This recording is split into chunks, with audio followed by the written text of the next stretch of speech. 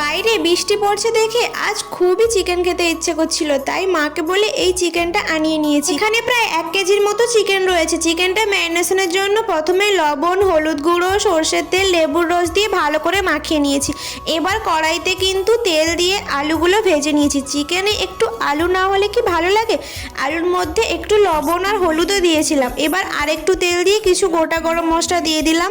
তারপরে পেঁয়াজ কুচিটা দিয়ে ভালো করে কিন্তু লাল লাল করে ভেজে নিব।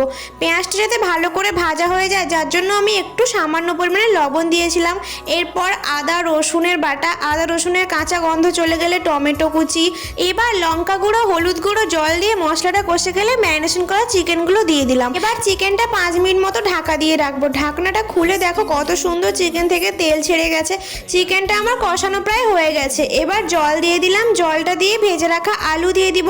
15 মিনিট মতো ফুটানোর পরেই কিন্তু আমার রেডি হয়ে গেছে